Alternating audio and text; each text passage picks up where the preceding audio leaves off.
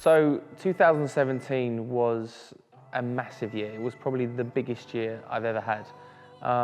We went to America, we went to China, we went all over Europe, and we released 2 cars. The build of the PS13 started in 2015. We got the chassis, started prepping and getting the engine into the car. So we didn't actually release the PS13 until Autosport 2017, where we had literally finished building it probably 3 or 4 weeks before, and we were just in the final stages of getting like livery design sorted and the wrap done on the car. So that came out at Autosport. And then one of the craziest things, while the final stages of the PS13 and getting it all ready for Autosport and everything else, the call came that we were going to be doing a massive video project in April, May time, which was obviously Battle Drift 2. So we started planning for that in sort of December, Autosport sort of time, beginning of January. And then we got the call to tell us that we knew Daigo was going to be in the video and the level of the video. And we knew kind of as the building of the video happened, how big a project it was going to be. So we got the GTR and we secured it, and it got delivered here about mid-February. And then from there, we only had till the beginning of May to get it done. And we knew that we were going to be taking on something almost impossible, but we wanted to do it. And we knew Daigo was going to bring the Lambo, and we wanted to have something equally as amazing in our eyes. So the GTR project was born. One of the hardest things straight away for me, and one of the toughest things in the whole project for me, really was trying to secure all the parts and organising them all to come from all over the world. And that logistically was a crazy nightmare at the beginning of the build. So we got the GTR in February, and we knew we wanted to do something really cool with the car. And originally we wanted to use the Nissan GTR engine, and we wanted to push it over 1,000 horsepower. So obviously when it came to the filming, it would look amazing. And obviously we knew Daigo had a lot of power in his Lamborghini. So we started contacting all the brands that make the parts for the GTR engine, like Trust, and we just couldn't get the bits here in time. That was the bottom line. Nothing was available. Nothing that we needed for the engine internally was available, so that we could really turn the GTR engine into the beast that we wanted it to be. So that said, we had to look into other options, and we've had a lot of success with the V8 engine that was in the S13. So we decided to get in touch with Parts World Performance, who are the Chevrolet crate engine importers for Europe, and seek what we could do with a V8 and obviously Garrett Turbo, and that's where the idea for the 1,000+ horsepower V8 GTR came from.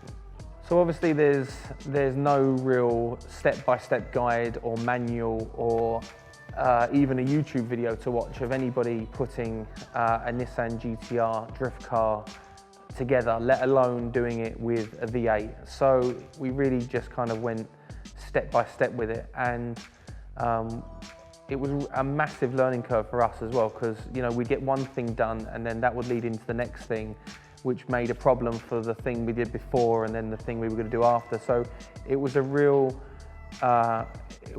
step-by-step build where we could only do sort of 2 or 3 things, and then we'd have to go back and redesign and look at them again. And it was one of those builds that went all the way to the wire. We were still putting the car back together for final build the night before we actually had to be on set to film Battle Drift 2, which was a very nervous time, and none of us really had a lot of time to sleep in that week before. It was all hands on deck. I called on just about everybody that I knew to come and try and help build this car. So day one of shooting at this really, really cool location in Sheerness. We arrived slightly late due to the car and everything else that was going on. Everybody's just knackered. We're all running on adrenaline just to get through day one of filming. And on top of that, you know, there was about 30 or 40 people all on set, from filming to sound to medical to fire engines to staff to crew. So it was a real nervous time, because then also Daigo's there with the Lambo. I've never driven the car before, and trying to learn to drive the car and have Daigo Saito in a Lamborghini driving right behind you, and I was really trying not to make any silly mistakes with the car, or yeah, still try and really get to grips with it, which obviously isn't easy. It was a bit wet on the first day, I remember, as well. One of the craziest things about the shoot was the fact that the dock was a live shipping area, and it was still live even when we were using it. We were just kind of shutting down little sections of it at a time, which was crazy, so that, you know, we would be shooting and then we'd have to stop for, you know, like a reset of the cameras or whatever, and then there'd just be like trucks everywhere moving around, and there was a lot of things going on. But yeah, we got through day one without too many problems. Obviously the car had a few little gremlins, but the guys did a super good job at making sure the car ran all day. And yeah, that led us into day two and day three, which went way more smoothly.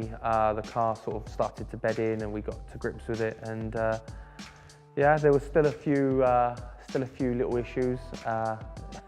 You know, we didn't get as much time driving as we wanted to, due to sort of location changes and different various things going on the location that those 3 days we were there. I mean, it was real. I mean, you know, at the end of the day, it was a shipping dock, and although we cleaned it up as best we could, there was some shots that looked absolutely amazing, where we would just sort of both throw the cars through these massive, great big puddles of water, and there was sort of debris around the outsides of the area that we were using in different various locations. And yeah, unfortunately I didn't know, but as I went through one of these puddles, it was a lot deeper than we kind of had anticipated, which kind of dragged the back bumper off, which took the rear light and the diffuser with it.